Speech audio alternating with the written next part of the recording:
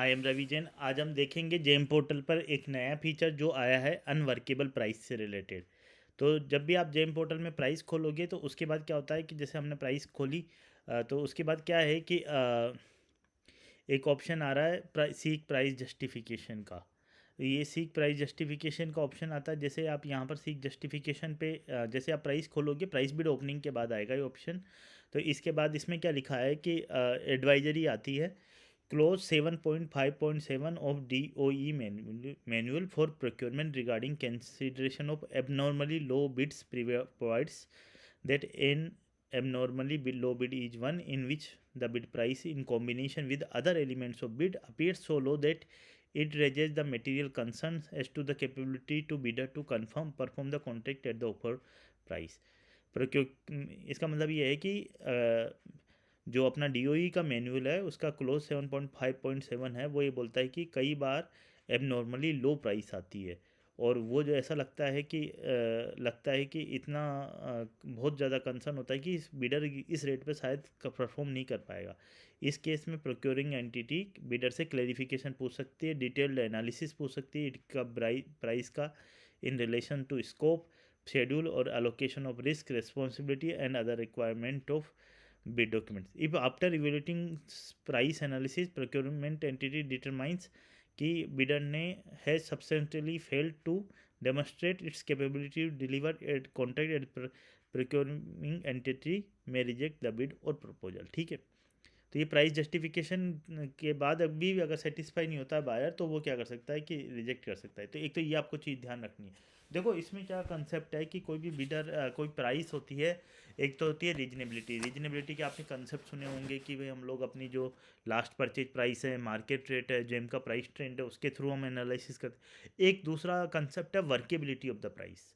तो workability of price भी important होता है। आपको देखना है कि आपका जो ऑर्गेनाइजेशन है उसका क्या रूल है। जेम ने ये क्लोज एंटर करवाया क्योंकि जो डिपार्टमेंट ऑफ एक्सपेंडिचर है वो बोलता है कि इसके अकॉर्डिंग क्या है कि बिडर को बायर है वो बिडर से प्राइस का जस्टिफिकेशन कर सकता है। तो इस केस में अगर आपको सीक करना है तो जरूरी ऐसा नहीं है कि कंपलसरी आपको सीक करना ही है। आप लोगों को अपना जो भी डिपार्टमेंट की गाइडलाइंस है कि कितना परसेंट लो आने पे आपके एस्टिमेट से रखना है, क्या है, वो सारा फॉलो करना है। उसके बाद ये ज़रूरी नहीं, कंपलसरी नहीं है। और अगर आप सीख करते हैं तो आपको यहाँ पर क्लेरिफिकेशन डिस्क्रिप्शन डालना होगा, फाइल अपलोड करनी होगी और फिर वेंडर वहाँ पर जो है डॉक्यूमेंट है वो रिक्वायर्ड है तो वो यस करना होगा और फिर वेंडर उसमें रिस्पॉन्ड करेगा। इसमें मतलब ये जो है इसका तरीका ये रहेगा। इसके बारे में हम लोग एक जो है कि अभी हम क्लोज कर रहे हैं और दूसरा फिर इसके बाद ही आपको जस्टिफिकेशन करने के बाद आपके पास ऑप्शन आएगा। फिर उसके बाद उसको आप डिस्क्वालीफाई भी कर सकते हो और एक्सेप्ट भी कर सकते हो फाइनेंशियली। तो अभी हम लोग इसके बारे में थोड़ा सा और देख लेते हैं जो इन्होंने दिया हुआ है ट्रेनिंग मॉड्यूल में भी कि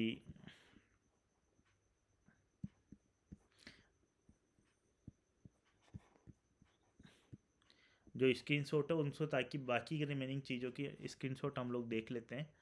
जैसे ही आपके पास प्राइस आएगी उसके बाद आपके पास जस्टिफिकेशन सीख करने का ऑप्शन आएगा और आप प्राइस जस्टिफिकेशन जो है वेंडर से आप सीख कर सकते हो। फिर जो क्या होगा कि फिर आपको रीज़न डालना पड़ेगा कि भाई क्यों आप प्राइस जस्टिफिकेशन सीख कर रहे हो, और फिर उसके बाद आप कोई डॉक्यूमेंट अपलोड करना चाहते हो तो वो भी अपलोड कर सकते हो। उसके अलावा आप उससे डॉक्यूमेंट सेलर से रिक्वायर्ड है तो यस करिए, नहीं है तो नो करिए। ठीक है, जैसे ही आप करोगे तो है ना, जस्टिफिकेशन क्लेम है उसकी हिस्ट्री आ जाएगी और ईमेल जो है सप्लायर सेलर को जाएगा और उनको जस्टिफिकेशन रिक्वेस्ट डालना पड़ेगा। जो सेलर है उसको क्या स्क्रीन दिखाई देगी, जैसे उनके पास स्टेटस है, टेक्निकल स्टेटस क्वालिफाइड बताएगा। फिर उसके बाद click to view and reply का ऑप्शन आएगा उसके पास, और फिर उसके बाद वो है आपको जस्टिफिकेशन की जो है माई आप रेट्स डाल सकते हैं, वो रीजन डाल सकते हैं और या आप सपोर्टिंग डॉक्यूमेंट्स में क्लेरिफाई कर सकते हैं। और फिर उसके बाद आप ये डाला, फिर सेलर का जस्टिफिकेशन है बायर चेक कर सकता है। ठीक है, और बायर के पास ऑप्शन होता है कि उस बिडर को डिस्क्वालीफाई भी कर सकता है और अदर मूव अदर बिडर का है उसके साथ मूव कर सकता है। और अगर मान लो कि डी बिडर जो है फेल कर रहा है रीजनेबिलिटी की, बायर डिस्क्वालीफाई भी कर सकता है एक्शन टेम में, जो मैंने आपको बताया है ना। तो ये आपको ध्यान रखना है। फिर आपको रेट डालना पड़ेगा और उसके बाद आप डिस्क्वालीफाइड कर सकते हैं। फिर उसके बाद ये डिस्क्वालीफाइड हो जाएगा तो दूसरा वेंडर क्या हो जाएगा, आपका L1 हो जाएगा, उससे भी आप जस्टिफिकेशन सीख कर सकते हैं इस तरीके से। पर इसमें ये ध्यान रखना है कि लास्ट बिडर को है हम लोग डिस्क्वालीफाई नहीं कर सकते हैं, क्योंकि आपको फिर क्या होगा कि फिर तो कोई बिडर ही नहीं रहेगा, इसका मतलब आपको फिर नया फ्रेश बिड करना पड़ेगा। आई होप आपको ये क्लियर हुआ होगा। अनवर्केबल L1 का जो कंसेप्ट है, वर्केबिलिटी ऑफ रेट्स का कंसेप्ट है, जेम ने ये इंट्रोड्यूस कराया क्योंकि क्लैरिफिकेशन सीख करने के लिए। इस तरीके से आप डिस्क्वालीफाई कर, इसमें ये चीज़ आप ये भी ध्यान रख सकते हैं कि इसका एक एडवांटेज ये भी हो सकता है, आपको देख लेना है आपका जो भी डिपार्टमेंट है उसकी क्या गाइडलाइंस है।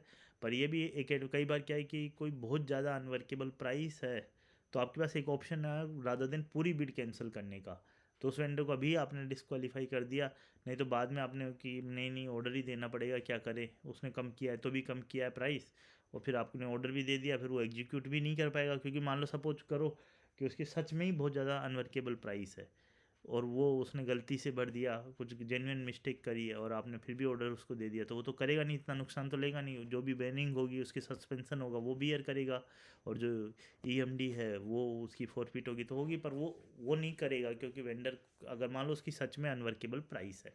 तो इन चीज़ों में या किसी भी सिचुएशन में ये बायर को हेल्प करती है to take a better decision, inform decision, और इससे उससे जस्टिफिकेशन भी सीख हो जाता है। आई होप आपको ये क्लियर हुआ होगा। Thank you very much.